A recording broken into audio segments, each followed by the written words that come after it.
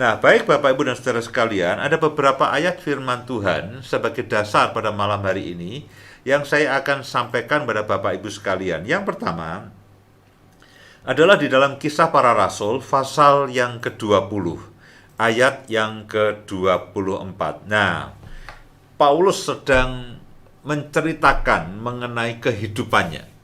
Paulus sedang menceritakan bagaimana kesulitan yang dia hadapi dan bagaimana kesulitan yang sedang dia hadapi dan berbagai macam kesulitan yang dia tahu akan dia hadapi. Jadi kehidupan Paulus itu tidak mudah. Ya, kehidupan Paulus itu tidak mudah.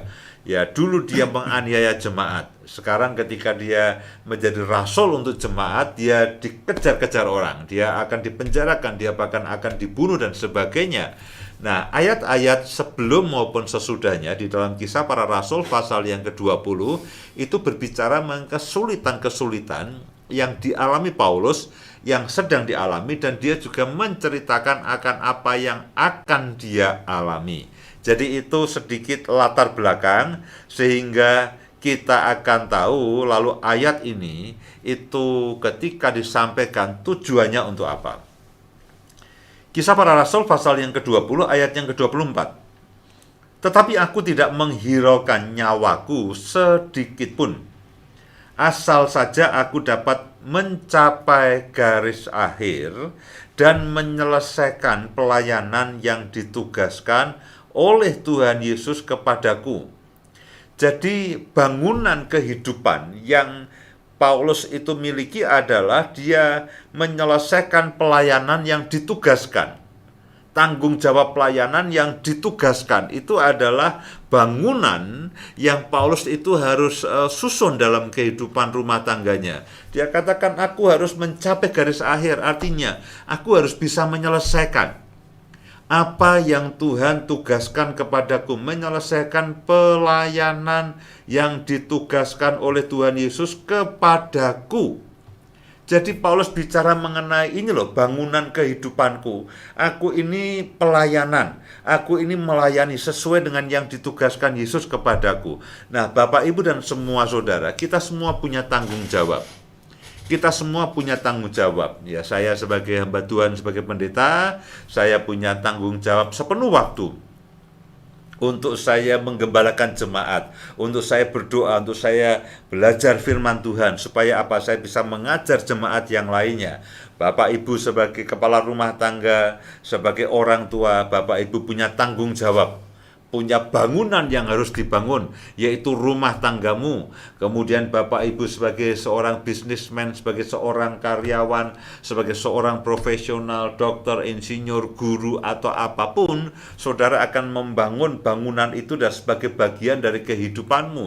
Engkau di dalam keluargamu, sebagai suami, sebagai istri, sebagai orang tua dengan anak-anak, saudara sedang membangun sesuatu, saudara sedang mengerjakan sesuatu. Nah, itu adalah bangunan yang kita harus dirikan. Paulus mengatakan pelayanan yang ditugaskan oleh Tuhan Yesus kepadaku. Lalu ayat kata-kata berikutnya mengatakan begini, untuk memberi kesaksian tentang Injil kasih karunia Allah. Nah, malam hari ini saya akan fokus kepada Injil kasih karunia Allah. Kalau itu disebutkan setelah Paulus mengatakan bahwa aku harus mencapai garis akhir dan menyelesaikan pelayanan yang ditugaskan oleh Tuhan Yesus kepadaku, lalu dia sebut mengenai Injil kasih karunia Allah, ini bukan berarti tanpa arti, ini pasti sesuatu banget. Ya, Injil kasih karunia Allah ini adalah sesuatu banget bagi kehidupan Paulus, karena katakan aku memberi kesaksian. Untuk memberi kesaksian tentang Injil kasih karunia, dia harus mencapai garis akhir. Tujuannya apa? Supaya aku bisa memberikan kesaksian tentang Injil kasih karunia, pelayanan yang ditugaskan kepadaku, yaitu pelayanan tentang Injil kasih karunia Allah.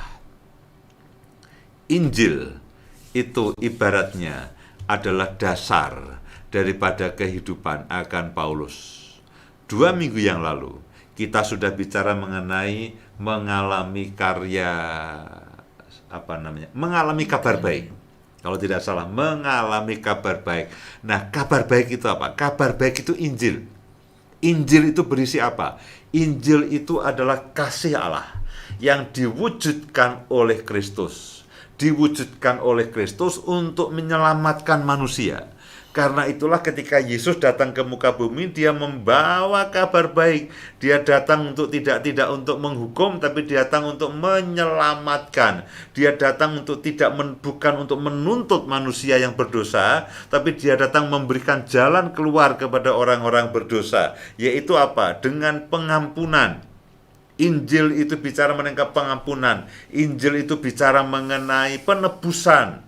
Injil itu bicara mengenai keselamatan. Barang siapa percaya kepada Yesus, dia tidak binasa, melainkan beroleh hidup yang kekal. Injil itu bicara mengenai pada waktu kita menerima Yesus sebagai Tuhan dan Juru Selamat, kita diangkat menjadi anak, kita diadopsi menjadi anak, yaitu kita berhak. Kalau kita anak, kita adalah ahli waris. Dan kalau kita ahli waris, berarti kita berhak menerima semua janji-janji Allah yang ajaib. Injil itu juga berarti bahwa semua musuh kita itu sudah dikalahkan. Semua musuh kita itu sudah dikalahkan. Dan kalau musuh kita dikalahkan, berarti kita ini sudah ada di dalam keadaan menang. Nah, itulah semuanya kabar baik itu. Itulah semuanya Injil itu. Nah, Paulus itu mendasarkan kehidupannya, saya ini sudah dikasihi. Aku ini dikasihi. Dikasihi oleh siapa? Dikasihi oleh Tuhan Yesus. Dikasihi oleh Allah. Orang bisa saja membenci aku. Orang bisa saja, bahkan keluarga kita, orang tua kita mungkin tidak bisa memberikan kasih yang sempurna. Tapi Tuhan Yesus memberikan kasih yang sempurna. Dan kita dasarkan hidup kita di situ. Aku ini diampuni. Ya, aku diampuni. Banyak orang yang membenci kepadaku, tapi Yesus itu mengampuni aku. Yesus itu menebus aku dengan apa? Dengan kematiannya di kayu salib. Karena Alkitab mengatakan bahwa terkutuklah orang yang digantung di kayu salib. Ya, terkutuklah. Dan hukum Taurat, ya, ketika kita berdosa, upah dosa itu adalah maut. Dan maut itu sudah diselesaikan oleh Yesus dengan apa? Dengan dia mati di kayu salib dan akhirnya dia menang, dia bangkit kembali. Nah, itu semua adalah yang Yesus sudah lakukan dalam kehidupan kita. Jadi ketika Paulus katakan bahwa salib itu bicara mengenai apa yang Yesus sudah lakukan dalam kehidupannya. Nah, itulah yang menjadi dasar dari kehidupannya. Karena itulah dia mencapai garis akhir. Karena itulah dia membangun kehidupannya, bukan yang lainnya. Dia tidak mendasarkan kehidupannya kepada kebaikan orang. Ya, kebaikan orang hari ini belum tentu besok pagi masih baik. Tidak ada yang bisa. Dalamnya hati manusia, siapa yang bisa menduga hari ini dia baik, tahu-tahu 2 hari lagi belum tentu dia baik. Hari ini dia teman, belum tentu 2 hari lagi dia teman. Hari ini dia teman, mungkin 2 hari lagi dia sebagai pesaing dan sebagainya. Nah, Paulus tidak mendasarkan hidupnya kepada keadaan yang bisa dilihat oleh mata. Dia tidak mendasarkan kehidupannya berdasarkan uang yang dia miliki, berdasarkan berapa banyak teman, berapa banyak orang yang baik. Tapi dia menjadikan salib.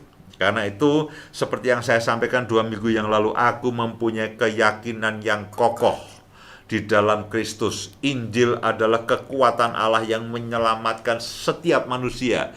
Keyakinan yang kokoh yang dimiliki oleh Paulus, yaitu Injil. Injil itu berbicara, Tuhan mengasihi saya. Injil itu berarti dia menebus saya. Injil itu berarti dia mengampuni saya. Injil itu berarti bahwa dia mengangkat saya sebagai anak. Injil itu berarti dia menjadikan saya lebih dari pemenang. Nah, itulah fondasi kehidupan kita. Itulah yang membuat kita bisa katakan, kalau fondasinya begini, kalau Tuhan itu beserta dengan saya, siapakah yang menjadi lawan kita? Kalau dikatakan bahwa dia rela memberikan anaknya yang tunggal, bagaimana mungkin dia tidak akan memberikan segala sesuatu yang kita perlukan untuk hidup yang baik? Itu firman Tuhan yang mengatakan. Nah, janji-janji Tuhan itulah yang menjadi dasar, menjadi fondasi dari kehidupan Paulus. Karena itu dia katakan begini, aku dapat mencapai garis akhir dan menyelesaikan pelayanan yang ditugaskan oleh Tuhan Yesus kepadaku. Untuk apa? Memberikan kesaksian kepada dunia. Demikian juga dengan saudara dan saya. Saudara bisa menyelesaikan semua bagian dengan kehidupanmu dengan baik. Urusan rumah tanggamu, sakit penyakit, keuanganmu, pelayananmu, saya percaya. Karena kita punya dasar. Dasar kita adalah kita sudah dikasihi, kita sudah ditebus, kita sudah diselamatkan, kita sudah diangkat menjadi anak, kita sudah dibuat lebih dari pemenang. Itu dasar kita. Nah, kasih karunia Allah yang menyertai saudara dan saya. Kasih karunia itu bicara mengenai kemurahan Tuhan. Kasih karunia itu bicara mengenai kemudahan Tuhan. Kasih karunia itu bicara mengenai kehadiran Tuhan dalam kehidupan saudara. Kehadiran Tuhan yang permanen. Kasih karunia itu bicara mengenai perkenanan Tuhan dalam kehidupan saudara dan saya. Kasih karunia itu kita terima pada waktu kita menjadi percaya. Karena dikatakan kita menerima kasih karunia oleh karena Yesus. Jadi di dalam Kristus kita menerima kasih karunia. Nah, kasih karunia itulah yang terus menyertai kehidupan kita. Kasih karunia itu bicara mengenai kekuatan Allah. Kasih karunia itu bicara mengenai kesanggupan Allah yang menyertai kehidupan kita, yang bekerja dalam kehidupan kita, sehingga kita ini bisa menyelesaikan setiap tanggung jawab. Kita ini bisa menyelesaikan setiap masalah dalam kehidupan kita. Kita ini bisa kemenangan karena apa? Karena ada penyertaan Tuhan, ada kekuatan Tuhan, ada kesanggupan Tuhan, ada berkat Tuhan, ada penyediaan supranatural, ada kemurahan Tuhan, ada kemudahan Tuhan. Nah, itulah kasih karunia. Itulah kasih karunia. Jadi ketika Paulus mengatakan Injil kasih karunia Allah, aduh saudaraku, 4 kata ini itu sesuatu banget bagi dia. Inilah yang menjadi dasar sekaligus tiang penopang dalam kehidupannya. Karena itulah Bapak, Ibu, dan semua saudara sekalian, jangan takut dengan kehidupan ini. Jangan cemas, jangan khawatir. Amen. Ada waktunya mungkin badai itu menerpa kehidupan kita. Ada waktunya ombak yang ganas itu menerpa perahu kehidupan kita. Tidak apa-apa. Tuhan tidak pernah menjanjikan langit selalu apa namanya? Selalu biru ya, dan pelangi di mana-mana. Itu tidak selalu ya. Tidak selalu ada pelangi di mana-mana. Utara pelangi, selatan pelangi, timur pelangi. Tuhan tidak selalu menjanjikan itu. Ya, Tuhan juga tidak selalu menjanjikan semua yang kita inginkan. Ya, kadang ada awan gelap, kadang ada hujan badai, kadang-kadang ada petir menyambar dan sebagainya. Tapi ya itulah kehidupan kita. Itulah kehidupan kita. Yang tidak berubah adalah Injil kasih karunia Allah. Amen. Itu tidak berubah. Nah, kalau kita mendasarkan hidup kita kepada Injil dan kita menjadikan kasih karunia sebagai penopang dari kehidupan kita. Kenapa? Karena ada kemurahan yang daripada Tuhan. Karena ada kemudahan yang daripada Tuhan. Karena ada kesanggupan ilahi yang Tuhan berikan kepada kita sehingga kita ini mampu. Semuanya ini hanya oleh kasih karunia benar, saudaraku. Semuanya ini hanya karena kebaikan Tuhan benar. Ya, ada campur tangan Tuhan dalam kehidupan kita. Itulah kasih karunia. Ya. Ada pemeliharaan yang natural maupun yang supranatural. Ya. Apa Pak yang natural? Yang natural adalah saudara bekerja, saudara mendapatkan upah. Yang supranatural, tiba-tiba tetangga kita memberikan ayam goreng, itu supranatural. Ya, pada waktu kita tidak ngapa-ngapain, ini kita aduh malam hari ini kita makan apa ya, kita tidak punya lauk kita habis, kita hanya punya nasi putih, lalu tiba-tiba ting tong, lalu ada ayam goreng datanglah. Itu bagian dari supranatural. Itu burung gagak yang memberi makan Elia daging dan roti itu. Nah, Bapak Ibu sekalian, kasih karunia Tuhan itu ajaib. Itu ajaib.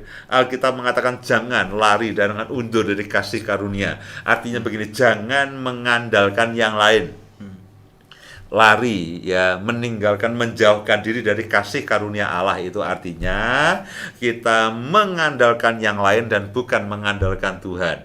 Kita mengandalkan kebaikan orang tapi tidak mengandalkan kebaikan akan Tuhan. Alkitab katakan kalau kamu menjauhkan diri dari kasih karunia Allah, kamu akan kecewa. Hidupmu akan pahit, akan timbul akar pahit, dan akan membuat banyak kerusuhan terjadi. Bapak, Ibu, dan semua saudara, Paulus mengatakan Injil kasih karunia Allah itulah yang membuat aku mencapai garis akhir dan menyelesaikan pelayanan yang ditugaskan.